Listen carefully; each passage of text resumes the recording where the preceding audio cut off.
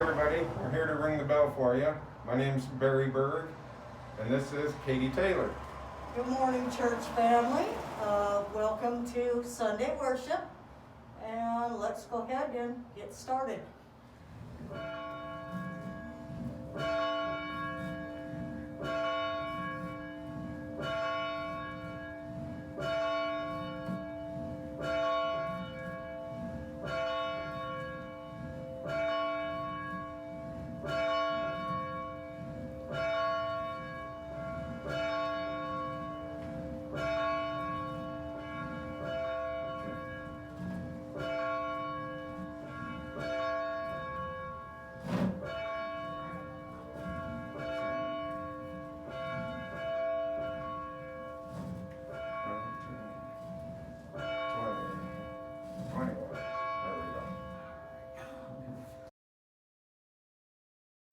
Greetings. This is the worship service for Sunday, November 8th.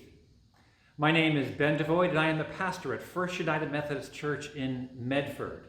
I am away this week, so James Matichuk will be delivering the message. Check your email inbox on Mondays to find out all the happenings at our church. But I would like to put these three messages forward. First, the Christ in Crisis study begins Wednesday, November 18th in the afternoons at 1 p.m. online with Facebook Live or through YouTube. That same evening, we will have an in-person study at 6:30 p.m. in the church fellowship hall. Wear a mask and we will follow safe distancing. To be part of this class, please register through the church office.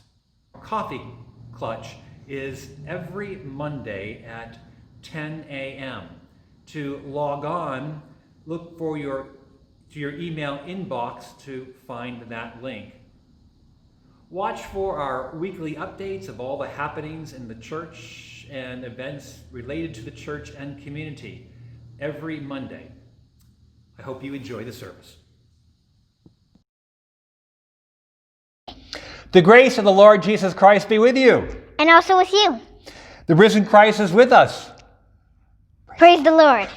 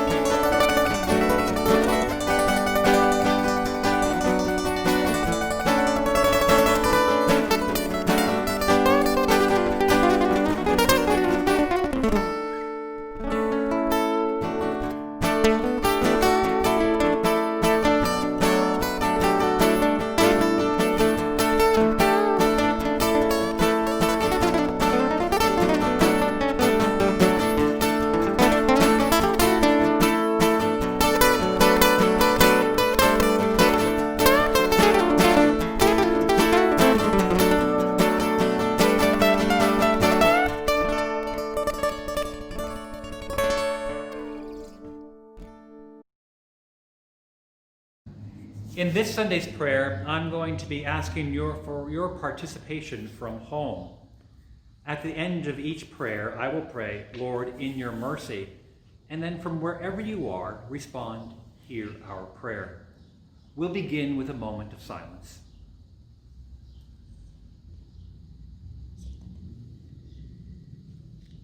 Almighty God, that all who confess your name may be united in your truth, live together in your love, and reveal your glory in the world.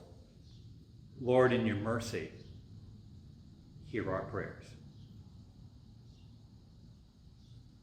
Guide the people of this land and of all the nations in the way of justice and peace.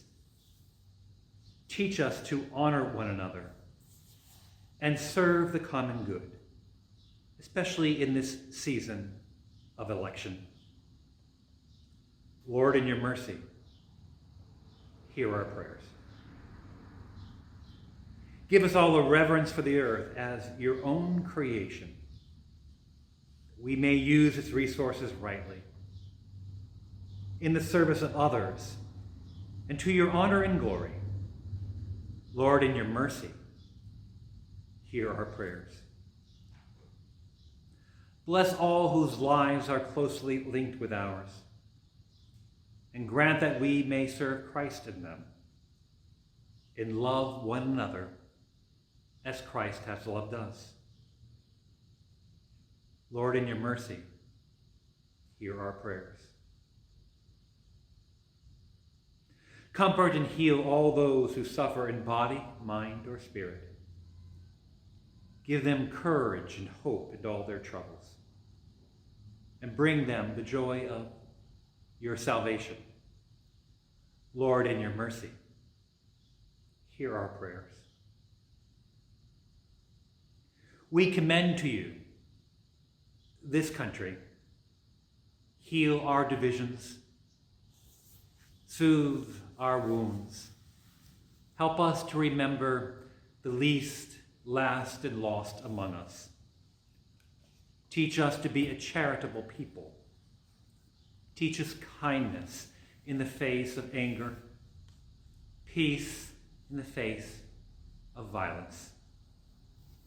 Teach us to always love one another, to love those who are different from us.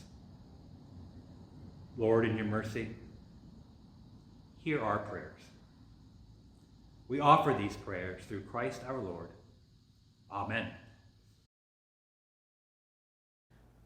Good morning. I'm Marie Howe, a member of our church and also president of Medford United Methodist Women, Medford.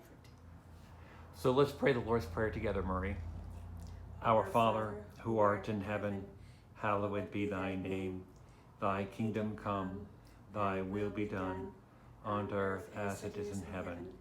Give us this day our daily bread, and forgive us our trespasses, as we forgive those who trespass against us. And lead us not into temptation, but deliver us from evil. For thine is the kingdom, and the power, and the glory forever. Amen. I have Dale and Bobby Templeman with me this morning, and I'm in their home, and we're going to be discussing a passage from the Gospel of Matthew for our stewardship campaign this year. And let me read that passage to you. It's Matthew 6, 19 to 21.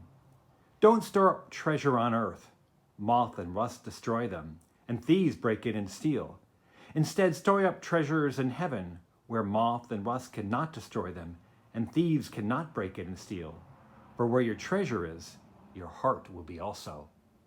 To put you both on the spot, when I say where your treasure is, your heart will be also, what comes to mind? Well, to me, that's your heart's telling you what to do with your treasure. Okay. Your heart's telling you what to do with your treasure. Don't store up treasure on earth. Moth and rust can destroy them, and thieves break in and steal. Instead, store up treasure in heaven, where neither moth or rust destroy them, and thieves cannot break in and steal. What does it mean to store up treasure in heaven, as opposed to storing up treasure on earth? What treasures do you store in heaven in your life? I don't know if this is exactly what you It's mean whatever, by that, but whatever to me, comes to your mind. My treasures in heaven are the people in my family, friends, my acquaintances, and how I treat them, and hope that they may feel a little bit of God's love through me, as I do through a lot of people, I feel. And so to me, that is my treasure, and that really is my heart, storing treasure. How do you put money toward those important things? Well, we put money in the church. We put money in the local needy fund. We also put money in certain other places that we feel are worthwhile and are helping people, mostly children. Right. And I'm sure, whereas in your children, you put money in them because your heart was in your kids too. Yes, and we still do. Yes, and you put money. We have grandchildren and great. And you put your money into your grandchildren too, because your heart's there and as well. Grandchildren, yes, we do. But I'm thankful that you also include the church in that too. The church gets it every month. My family doesn't. So stir up your don't stir up treasures on earth where rust and moth destroy them and thieves break it and steal. Instead, stir up treasures in heaven where neither moth or rust consume and thieves cannot break it and steal. How would you advise someone young to stir up treasure in heaven? Be respectful Be respectful. to your elders and to people in general. And to people in general. Show them dignity, one another. Very good. Show them God's love. Show them God's love. Well, thank you, Dale and Bobby. I do appreciate this. And, Thanks for asking us. well, it's good to be in your home. Bye-bye. We thank you for your generosity toward First United Methodist Church. Even with the pandemic, things are still happening in our congregation. Scouts are meeting, and we are having an in-session Bible study. Meals are being served from our kitchen for the community, and the food pantry is open. It is because of your generosity that we keep the lights on and we keep the building warm during these winter months and can be a hub of activity for the good news. Continue to give generously, and thank you.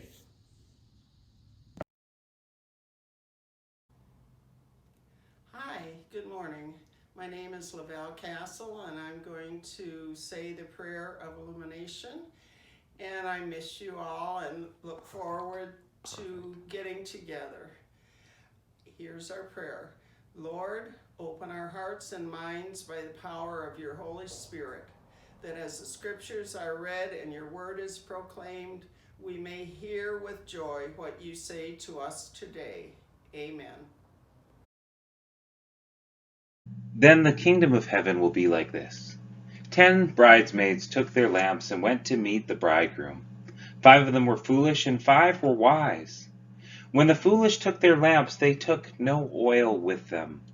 But the wise took flasks of oil with their lamps. As the bridegroom was delayed, all of them became drowsy and slept. But at midnight there was a shout, "Look, here's the bridegroom! Come out to meet him!" Then all the bridesmaids got up and trimmed their lamps. The foolish said to the wise, "Give us some of your oil, for our lamps are going out." But the wise replied, "No, there will not be enough for you and for us. You had better go to the dealers and buy some for yourselves." And while they went to buy it, the bridegroom came, and those who were ready went with him into the wedding banquet, and the door was shut. Later, the other bridesmaids came also, saying, "Lord, Lord, open to us." But he replied, "Truly, I tell you, I do not know you. Keep awake, therefore, for you know neither the day nor the hour." We are lucky right now. We're living in the golden age of the internet meme. Memes are items of interest, such as a quote or a captioned photograph, a short video, things that you share online. If you're on social media like Facebook or Twitter or Instagram, you've seen these and you've likely shared some of them yourself. If you aren't on any of those social networks, you still get memes emailed to your inbox by that one relative, or maybe they text them to you, because these memes are everywhere. My favorite type of meme is the ones that depict various blunders, a misprinted or poorly designed item, stairs that lead to nowhere, failed construction projects, signs with awkward messages. Often these memes bear the caption, "You had one job." We picture the person who bungled their responsibility and know they didn't really deliver on the job that they were supposed to do. These 10 virgins or bridesmaids in our parable had one job to do: be ready when the bridegroom comes. We are told from the outset that 5 of these bridesmaids were foolish, because the foolish ones took lamps but no oil. The others carried jars of oil with them just in case they ran out, and they did. The groom was late in coming. They all fell asleep. There was a shout that the groom was coming, so they got up to trim their lamps. The 5 foolish bridesmaids asked if the wise ones could share their oil, but the wise didn't share. They sent them off at midnight to go and to buy their own. Meanwhile, the groom came, and the foolish bridesmaids missed out on the procession. The groom didn't let them into the wedding feast. The moral of the parable is given to us: keep awake, because you do not know the day or the hour. We don't know much about wedding ceremonies in the ancient world, but it is believed that the bridesmaids would have been staying at the home of the bride, awaiting the moment when the groom would arrive to take the bride back to his house, the place he had prepared for the 2 of them. The bridesmaids would accompany the couple carrying their lamps. These lamps were actually torches. An oil lamp on with a handle, and a wick with an oil-soaked cloth. It was the ancient world's version of a tiki torch. The procession would make their way back to the groom's house, and there the week-long wedding feast would begin. That 5 of these bridesmaids didn't bring enough oil for their lamp meant that they weren't prepared to make the march. When they arrived at the groom's house, the door was already shut. They had one job, and they didn't do it. Admittedly, this is not my favorite parable of Jesus, not even top 5, because there are things about it that bother me. Its message is clear: be ready. And that message is all well and good until you get hung up on the details. The 5 bridesmaids who were wise may have been wise, but they don't seem kind. Not one of them shared their oil, but they sent their fellow attendants off to the store in the middle of the night, at midnight, to buy oil, just as the groom was arriving. Are we the wise bridesmaids in this parable? Are we not supposed to share what we have with those who have not? Where did these foolish bridesmaids find a place to buy oil?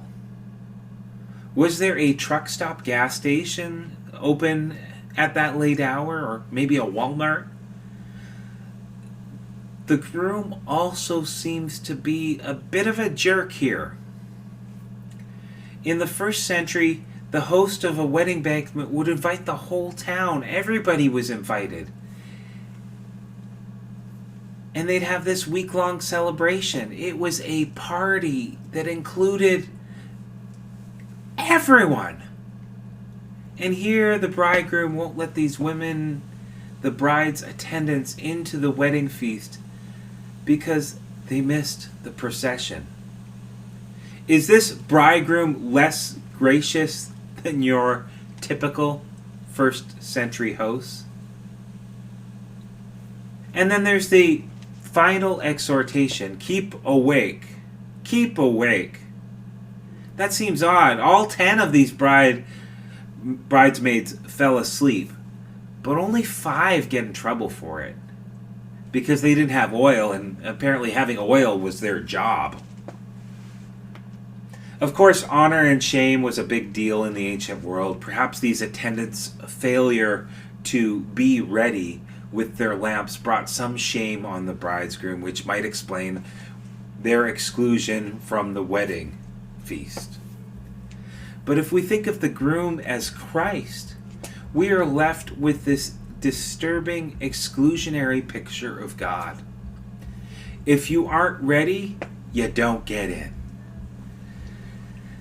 I'm not comfortable with the image of God portrayed in this parable. I think God is more gracious, more welcoming, more inclusive, and more forgiving than this story of a first century bridegroom. But I think we ought to listen to the lesson. Be ready. Stay awake, because no one knows the day or the hour. The early Christian community that Matthew was writing to expected to see the resurrected and ascended Jesus return to them soon. They believed Christ, that the kingdom of heaven was at hand, and they expected that they were living in the time when God's kingdom would come in fullness. But then the bridegroom was late, and they had to wait. This is a parable about eschatology. Eschatology is a fancy word for the theological study of last things, the ends that God is moving creation toward. There are scary versions of eschatology, like the Left Behind series that you may have read or seen a movie about or something, that talks about this cosmic clash between good and evil at the end of the world. But ultimately, eschatology is about hope. Hope that Christ will return and set everything wrong with the world right and repair everything that is broken. Jesus' parable here served as a reminder to the Matthean community and to us that we ought to keep looking for Christ's return. We should have enough reserves and be alert because God is still at work redeeming the world. And Christ still comes to us, and we should be ready. What would it take for us to keep awake? In The Good Man is Hard to Find, Flannery O'Connor tells the story of a grandmother who accompanies her son and his family on a car trip down to Florida for a family vacation. She tries to get the family to go to East Tennessee instead. She wants to reconnect with that place and doesn't really want to go to Florida. And she tells them about an escaped convict called the Misfit who's headed in that direction. But undissuaded, they carry on their way. Throughout the story, we hear and we sense how self-centered this grandmother is in her casual disregard for everyone else around her. She sees herself as a dignified Southern lady and judges everyone else. While they're traveling, she sees a naked black boy at the side of the road and regards him with a paternalistic disinterest.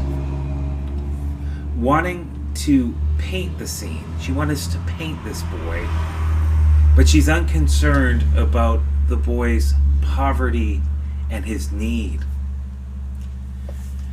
As they travel, she manages to convince the family to take a detour down a dirt road to see the remains of a house with a secret panel that she recalls being in that area. And as they travel down this dirt road, they get into a car accident and roll the car. 3 men driving a hearse stop. The grandmother recognizes one of these men as the misfit. And the misfit's 2 companions take the family out to the woods 2 by 2 and shoot them, while the grandmother and the misfit talk about Jesus and about how the misfit came to a life of crime as the grandmother begs for her life. In the climax of the story, the grandmother reaches out and touches the misfit's shoulder and says, "Why, you're one of my babies. One of my own children." The misfit recoils at her touch and shoots her 3 times in the heart. And he says to his companions, "She would have been a good woman if it had been somebody there to shoot her every minute of her life." Jesus doesn't carry a gun. The bridegroom coming back is no threat to us. Eschatology only feels threatening if you are invested in the status quo, empire, systems of injustice, the way things are right now. This parable is a call to not give up hope that Jesus is coming and that another world is possible. Jesus is not the misfit, seeking to keep you out of the kingdom if you don't hope hard enough. But hope. Jesus is coming back and another world is possible. You have one job. Keep awake. You do not know the day or the hour. This has been a hard year. We've borne witness to COVID-19, to wildfires and bad weather, to economic hardship, to continuing racial violence and political unrest. We have felt isolated, alone, cut off from our community and our church. And we have at times felt overwhelmed. Overwhelmed by it all. But have we given up? Or do we trust that God is still at work in our world and still has good things in store for each of us? We just had an election and it was a close one. Many of us had hoped for different results, or at least more decisive results. As it stands, we are a country as divided as ever. Should we feel resigned to our current reality? Do we dare hope that God has something better in store for us? The foolish are those that see what is and see nothing more. They carry a lamp, but they are unprepared to watch and wait. The wise are those who prepare for the time to come. You have a job. Keep awake, because no one knows the day or the hour. Jesus is at work, renewing all things. When he gets here, there's going to be a party, and you're not going to want to miss it. So let's lean into hope.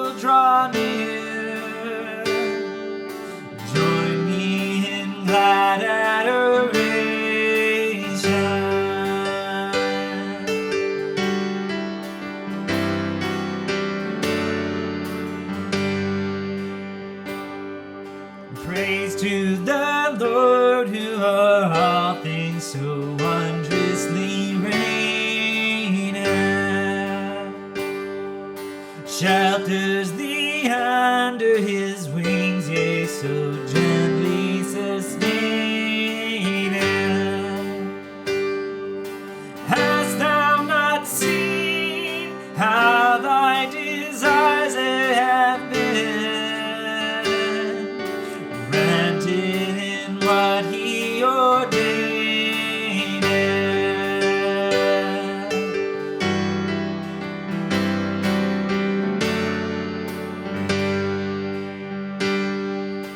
Praise to the Lord who doth prosper thy work and defend thee. Surely his goodness and mercy here daily attend thee. I ponder anew what the Almighty can do. If with his love ye be friendly.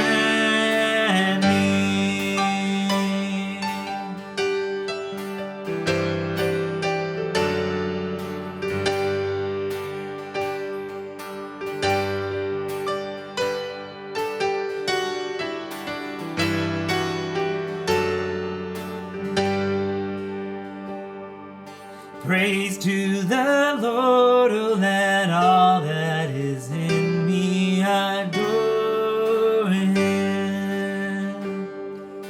All that have life and breath, come now with praises before him. Let the amen sound from his people again. Gladly forever adore him.